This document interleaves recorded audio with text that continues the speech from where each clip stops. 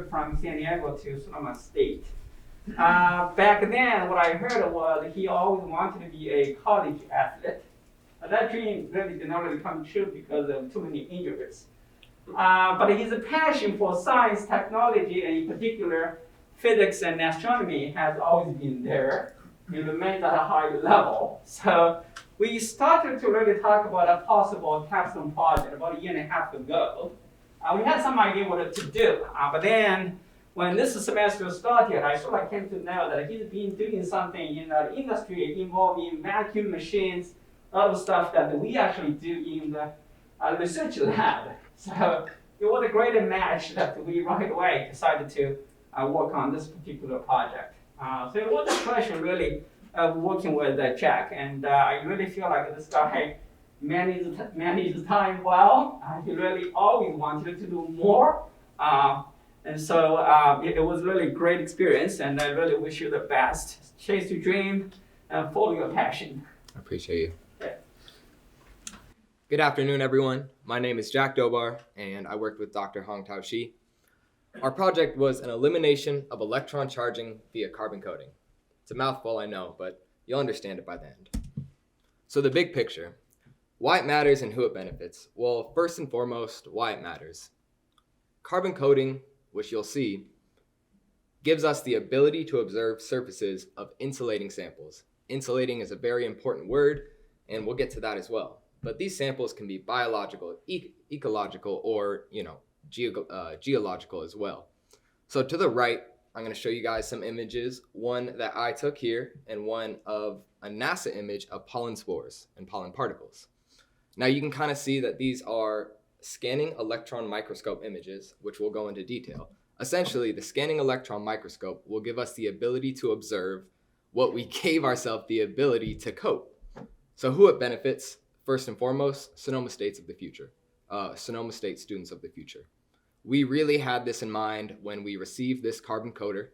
The department bought it, and our thought was geology students, biology students of the future would really benefit from this work, mostly to observe their samples. The equipment in use. So to start, we have the Cressington carbon coater, which is our preparation phase, and then we have the Teskin Vega 3 scanning electron microscope. This is where we do our examination. So carbon deposition. Said a little bit about it, so let me explain what it is. So how it works, it's a process of depositing carbon, and if you're not familiar with this at all or have not seen this industry, it's scientific spray painting. Essentially, you spray a conductive surface on top of a sample, and it'll give you that ability to observe that sample. So you deposit this carbon at a controlled time interval in a vacuum. It's really important. This high current causes sublimation, and if I direct your eyes to the graphic on the right, by depositing this carbon layer and shooting this high current through a carbon rod, what happens is you'll see this sublimation, which is deposits small particles of carbon onto your surface. And in the middle right here, I'm going to play you guys a video of what this process looks like. So as you can see, it's a bright light, and it's quick, and it's gone. Now, there's many intervals of this to get a designated thickness, which we'll also get into. Before and after coating, well, we can see on the left side what this machine was brand new, and on the right side, after Dr. Shi and I experimented about 20 or 30 times, and essentially coated way too much carbon, which is why we have this dark outline. So in this image to the right, we're seeing about 20 nanometers of carbon, and we determined that that's pretty thick. And you see this kind of dark surface. Well, a nanometer, for reference, it's 50,000 nanometers for a strain of hair. And yeah, a nanometer is pretty tiny. So we needed to find what was the exact thickness that gave us our intended results. So the scanning electron microscope, right? This is our observation phase. Essentially, a beam of electrons is shot into a sample, interacts with the sample, and ejects an electron, which is then transformed into a signal, which we can then observe. I'll show you guys images shortly. So the material needs to be conductive in order for this to happen. And what happens when it's not conductive is something called the charging effect. The charging effect, similarly, an electron beam is shot. However, without a conductive surface, these electrons pile up on the surface, giving rise to contrasted and abstract images as seen on the right. On the top image, we see just a piece of glass where there's no conductive coating. You can't make out anything. You see dark spots, light spots. Essentially, this is not a real image. On the bottom right, we see a quartz crystal, once again without any carbon coating, and you see this bright contrasted image. My contribution. So what did we actually do? Well, to start, we had to do reference samples. We had to understand that this science is what we thought it was. To do this, we kind of looked at aluminum coating, which is another type of deposition. Eventually, we created something called the gradient sample, which is really cool, and that allowed us to look at carbon deposition at different thicknesses. From that, we found resultant data, finding absorption spectra. Finally, we did a quartz mineral sample donated to us from geology, and that is kind of our prized possession because that's real work that we could see happening at Sonoma State in the future. So here's our aluminum coated reference sample, and I really like these three images because it really shows you why this process matters. On the left, we see a piece of glass with no coating whatsoever. This glass is an insulator. When the scanning electron microscope tries to take a picture, you get a blurry and contrasted image. Our middle picture is the exact dividing line where a conductive coating meets none, and on the right, we see what happens when you coat the surface. Now, working in the industry, one reason you may also use the scanning electron microscope is for surface quality. On this right image, this is supposedly a fresh, brand new piece of glass. Of course, under the scanning electron microscope, we see a lot of figures, details, and small little imperfections that we, wouldn't expect to see. And this can be really important when you're selling to really big clients in an industry. This kind of stuff matters. So aluminum coating versus carbon coating. We just looked at aluminum coating and saw, well, it works. Why change anything? Well, there's a few fundamental reasons. One is the expense, 2 is the time, and 3 is we want to preserve the visual quality of our sample. Now with aluminum, we found overall that aluminum created this dark mirror-like image. Now you could imagine talking about looking for extraterrestrial life. We bring back a sample from Mars, and we have a rock, and we want to look on the surface of that rock, check out biological life, see if anything's there, and you coat it with aluminum. You guys see on this image on the left, and we wish we had a Martian rock to demonstrate, but you would basically ruin the visualization of that rock forever. You couldn't put it in a museum. It would look like a dark mirror-like ball. Well, carbon coating, we were hoping to eliminate that. So this gradient sample on the right shows 3 different perspectives of thickness, which we'll go into detail more. But basically, we wanted to say, well, what is like the minimum transparency we can get? How can we create something that'll allow us to retain that visualization of a sample? This is our gradient sample. On the left, you can see that there's 4 distinct sections, the rightmost section being a reference, not available, no coating whatsoever. The leftmost being about 2.2 nanometers of thickness, the middle being 5.5 nanometers of thickness, and the right side one being 9.1 nanometers of thickness, labeled with a red arrow. So image of section 1, 2.1 nanometers of coating, well, we experienced the charging effect. And essentially we were like, well, we obviously need to do more. So the second section is about 5.5 nanometers of coating thickness. We completely eliminate the charging effect, as well as the third image. However, we kind of wanted to say, well, we don't want to overcoat, we don't want to use more than necessary, and cost-wise, there's no need to do more that is not needed. So 5.5 nanometers was kind of an ideal number for us. And we took some spectral data to kind of confirm our beliefs. On the bottom of the middle graph, we'll see this line section of absorbance of 0. Basically, this is the reference. This says that as light passes through, as a laser beam passes through this sample, none of the carbon is absorbing it because no carbon is there. The orange section being 2.2 nanometers of coating thickness, we see that there is some absorption, right, obviously being how much light is not let through.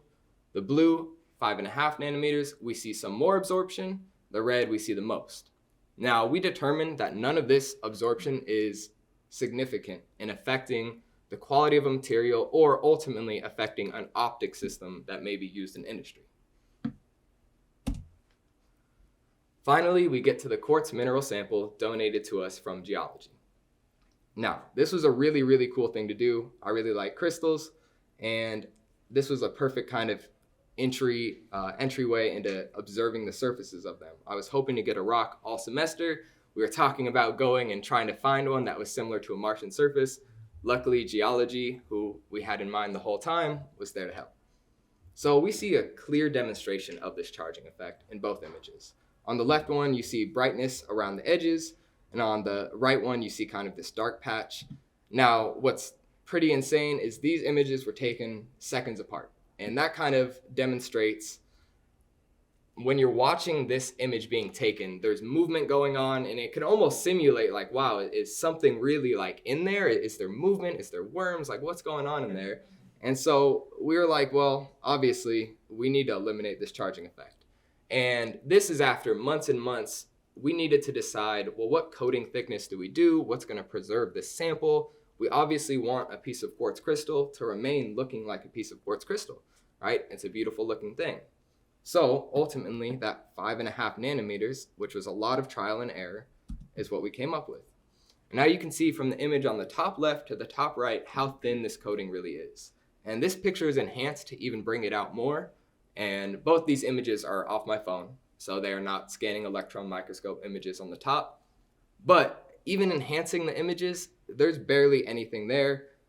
When you're looking at the surface, you can make out small details, you can see through the sample, and it's a really nice pristine coating. We can also see on the bottom from left to right how we eliminated the charging effect. Now, of course, I wish I had a NASA quality image. Being an amateur, this is the best I got for you guys. But we see this full elimination of charging, which really demonstrated our whole purpose, and I can't state how much that Dr. Shi helped me with this and allowed us to get to this point. It may seem like, oh, straightforward. To even realize how to get to that thickness is quite a journey, and it requires an incredible amount of understanding the science and the physics behind it. And I just want to talk about the project and what we accomplished, really. And we became educated about principles of vacuum science technology, carbon deposition, and even geology. We also confirmed this process by scanning pre-coded samples provided to us already by Dr. Shi and his former classes. We then were able to create our own gradient sample, which I'm really proud of, and that's actually what we displayed in the Science Symposium. Ultimately, we are able to coat a piece of quartz crystal, something that we really see a geology or biology department using in the future. And I'm just really proud of this work, and I'd just like to thank Dr. Shi, the whole physics and astronomy department, friends and family, and everyone who supported my journey. So thank you.